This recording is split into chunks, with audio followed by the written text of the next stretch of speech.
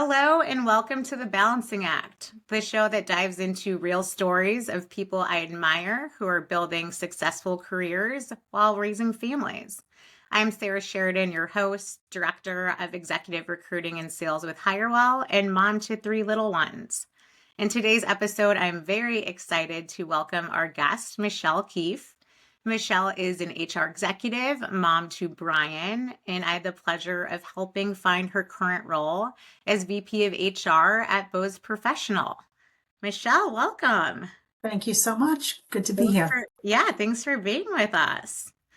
Well, let's kick things off here. If you could share some more about your career journey and how you got to where you are as an HR executive. Sure. I kind of always tell people that I started at the bottom and I worked my way up. So I initially started doing administrative assistant, executive assistant, office manager. And, with those roles, very often comes a little bit of benefits or a little bit of this or a little bit of HR. And so over time, I was given a lot of excellent opportunities by some of the people I worked with and, was able to just sort of prove myself over and over. And every time I did, I got a new project or something else to learn or figure out. And so, an example of that would have been many years back. My CEO came into my office and he said, Michelle, we need to be in Ireland. And I said, okay, what do you mean? What are we going to do? And, Also, he said, we just need to open an office there. We need to open a telesales office. We need to start, cracking into the European market. And I said, okay, let me see what I can do. So I'd never done anything like this before. I just had to figure it out. Had to start interviewing people. I think we hired 8 or 10 people right out of the gate. Each one had to speak a different language for all the different countries that they needed to call into. I had to go find an office. I had to figure out what construction was going to look like. I had to understand what were benefits like in Ireland. I had to figure out how do we set up an entity. I had to work with the accounting department on, figuring out tax things and stuff like that. So just figured it out over time. We opened it up. We had a great success there. And I still keep in touch with some of the people that I hired there. And that was many years ago. But little did I know that was going to be the first of many times I would do that over my career. awesome. Awesome. I love that. Thanks for sharing.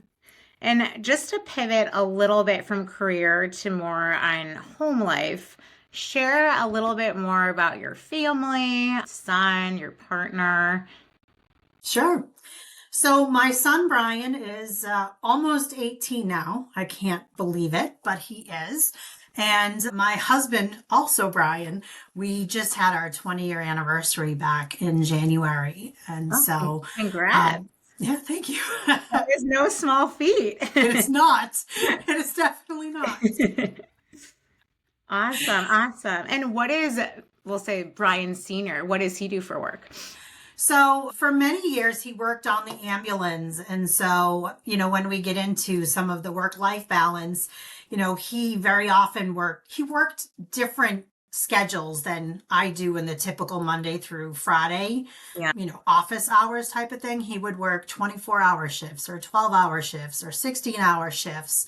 And then, over time, he transitioned and he works in a hospital. And so now he's in a standard Monday through Friday, but that was definitely not the case for several years as our son was growing up. Wow. Okay. So you guys are managing two busy but not always aligned schedules. So Yes. that kind of leads me. I'm sure there's many, but what would you say has been one of the biggest challenges you faced while trying to manage both kind of that high level career and the family life? Yeah, there was a 7 or 8 year period back when my son was 3, 4, 10, 11, 12. Through those years where I traveled a ton. And, most of it was domestic, but some of it was international I worked for Israeli software companies. And so that's a long trip. There's a lot of miles between us. It was like a 7, 8 hour time difference in a lot of cases. And so I did a lot of planning, where I was lucky enough to make sure we had, that we had family or friends that would be able to step in and help with Brian when he was younger, right? And we had to have people sometimes sleep over or come at 4 in the morning when my husband had to leave, for work. And that's not easy, right? Like you can't just Right. drop your kid at daycare at 4 a.m. and be like, see I him in wish 2 weeks. you could, but you can't. I mean, yeah, you could, but I'm pretty sure I'd have different consequences. And so it was just, I always had an Excel, whether it was my mom doing a pickup and a drop off. My son plays hockey and baseball. So there was always a practice or a game or a tournament or something. And just trying to make sure that there was a person at the house. He was picked up, he was dropped off. There was a meal. So they weren't eating McDonald's and cereal for 3 meals a day for a week or two at a time. So, you know, it was a lot, but you just do it because what else are you going to do? Yeah, I love that. I think it's a lot more common these days to have family units where both parents work, and especially where one may be traveling or both. And I think a lot of parents are, looking for solutions, how to keep the house going, how to meal prep, how to get childcare. And you mentioned you lived by family. Yes, most of both my husband and I's family are within a half hour or so. Yeah, yeah. I live 10 minutes away from my family, and it truly does take a village. So it's a good support system. Awesome. And then I know there's no like magic answer, but for couples and working parents who do have like that one who's traveling and the other one's still working full time, like outside of daycare, was there any tips or tricks that you found that worked or didn't work just doing that for so many years? I mean, uh, it still goes back to kind of friends and family, but Right. I would try to set up carpools so that I didn't always have to depend on somebody to drive my son to and from hockey practice or baseball, which was generally every day. Yeah. So, I would try to work that out so that there was another family that could help us. And then, when we were able, we would switch off and make sure that we were helping at the same time. So, Michelle, I know that you've traveled a lot throughout your career. As a working mom, did that get easier over time, or what was your experience with that? Yes, when he was younger, say between 4 and 11, it was always a lot of work to get it going. But when you're far away and you have a person crying for you on the other end of the phone or on a FaceTime, that's tough. And so I did think as he got older, it would get easier. But then when he hit, I don't know, 9, 10, 11, it actually was more difficult because he could then take a selfie of himself crying and send it to me while I was in Israel. So I would wake Oh, up God. and see this on my phone. And of course, like as a mom, you can't help but not feel good about that when you see your son or your child struggling to have you so far away or not be able to call you. I don't know why it was like that.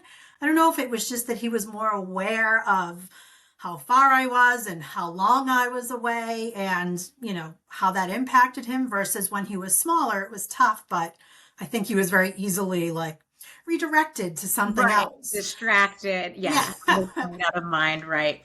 Yeah. Now, as he's even older, 17, almost 18, he can drive, he can get himself places, he wakes himself up to get to school. So now it's much easier to go away. I don't have to do as much planning. I don't really have to worry so much about him. I just worry about him driving around, as a Maybe he newer can even driver. cook his own meals too. Take some work off your plate, right? Yeah, he's like mastered the grilled cheese, I think. Okay. That's good though. Awesome. Well, no, that makes sense. I've heard that, the older your kids are, sometimes the bigger the problems, where mine are still kind of in the very hands-on stage, but that makes sense. So kind of to change directions a little bit, as an HR leader, what are some examples you think where, being a mom, having Brian has influenced how you've shown up in this role? Yeah, everybody has something going on outside of work. Not everybody has kids, not everybody is married, everybody's situation is different. Right. And I would like to think that going through what I went through, having really amazing mentors and leaders that showed me it's okay to give yourself grace, to have to leave early, to to take care of your family. I try to do the same thing, right, with the people that are working for me, or if I'm coaching a manager who might have a situation with their employees, right? Like, give them grace as long as you have an employee who is in good standing, if you will, not somebody who has a performance problem or is taking advantage of a situation. Like, let them do their jobs. They can do it remote. They can Yeah. leave early. They can make up the time later in the night, for whatever that reason is. So I definitely try to think about the other person and what they need to be out of the office for. And that's okay. We have to be flexible and we need to treat our employees like adults. Hmm. I love that. It's almost like you have to have the trust, but once you have the trust, I think you nailed it. Treat people like adults. Yeah. That, that's always going to be appreciated. And then, again, you've had an opportunity to kind of sit in that HR seat from, being kind of generalist all the way up to executive. Have you ever had an opportunity or been in a situation where you could build or influence a policy to maybe make it more family friendly? Yeah, I have worked in a lot of early stage companies, and so Mhm. very often uh, I'm helping to put different policies and such in place. And unfortunately, until fairly recently, it was always like we have to just go by with what the law says because we didn't, in early stage companies, you don't always have the ability to do more, even though you might want to. But I'm excited that when we were building out our policies at Bose Professional, we were able to do that. So we have what I think, or at least again in my experience, is a pretty great leave policies, right? So whether it's a family leave or a paternity leave or a maternity leave. So in employees that are in states that don't have paid family leave, they are getting full pay for some period of time by the company. And for employees that are in states that do have paid leaves, they very often only pay out at 50, 60, 70%. And so the company will also top them up again for some period of time depending on what their leave situation is. So that was an exciting like win, if you will, on my Yeah. part when we were putting those types of things in place. And again, in my local location here today, we are in the office 3 days a week and home 2 days. So I think for me, I love the hybrid. It's a really good mix of both. And we all, again, have things going on outside of work. And I just think we have the flexibility. We work with really smart people that are doing the right thing. And if you have to work at home, you have to leave early, you have to leave all of a sudden, like, it's okay. Nobody needs to be nervous and worry about their job. Like, we've got their backs. And, we want it to be a great place to work where people are happy to come into the office and work with us. For sure.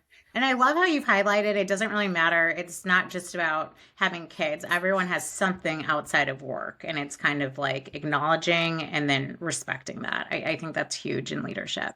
Yeah, unfortunately, I've heard in the past, like, well, that person doesn't have kids, they can stay late. Like, that's not okay. There's other reasons, sick parents, pets. There's Yeah. probably a million things that I myself can't even think of. But, Yeah. Yeah. we again, it goes back to you hire people to do a good job and you treat them with respect like an adult, and you get what you give, in my opinion. Yeah. And then they act like adults. So Yeah. win-win. Awesome. And then, I'm curious, as an HR leader, what are some positive changes you've seen in the workplace over the years? I would say the biggest shift was COVID, right? So that threw a wrench into everything work related. And I think as we have come out the other side of that kind of post COVID, I think many workplaces today are more flexible, having hybrid or remote options. I think more recently, of course, we're seeing some companies take an extreme stand one way or the other, be back in the office in a full-time capacity, or we never need to go back into the office. Again, I myself like the hybrid capacity. I feel like it's the best of both worlds. I can be in and talk to people, and I still think there's no substitution for real Yeah. in-person face-to-face time, but also have a few days without dealing with any kind of commuting aggravation. And today I work with an awesome group of people, and I love the time we get to spend together in the office, whether we're just talking around the coffee machine, which is, we have a very fancy coffee machine. So there's a lot of people always talking around it, or if it's in more organized get togethers because we're having cupcakes for birthdays or pizza lunches or whatever it might be. But, you know, I think the bottom line is when you have employees who perform well and don't take advantage of the company, we shouldn't hesitate to be flexible on things that we should allow flexibility for. So we have employees that are successful both at work and at home. For sure, for sure. And even in the recruiting capacity, we see that a lot. We see a lot of candidates, HR candidates who understand they're in the people function. You have to get face-to-face time in, but sometimes you just need to be heads down without interruption. So I think that's kind of the feedback we've gotten for most of our talent. So I'm glad to see that works for you guys. Well, Michelle, thank you so much for joining us today. We loved hearing about your journey coming up to an HR executive, raising Brian, managing travel and schedules. But before we let you go, what would you say is kind of the one thing you want our listeners to take away from today's episode? It might sound dumb, but just do the right thing even when nobody's looking. This is an integrity thing, right? But if you're dealing with employees you can't trust, you have to, you're not going to be able to be the as flexible as we talked about here today. And so when you have a good trusted working relationship, it's easier, it's more pleasant, it's less stress, right? It, but we need to also make navigating things out of the norm a piece of cake, right? Like we have to be flexible with Yeah. people. Otherwise, it's less appealing for employees to want to come and be a part of our team. Yep, cannot agree more. Well, Michelle, thank you so much for being here. Thank you all for listening, and please tune in next time for more insights on managing career and family life. I am Sarah Sheridan, Director of Sales and Executive Recruiting. If you need hiring help, please reach out to me directly at the link below. Thanks.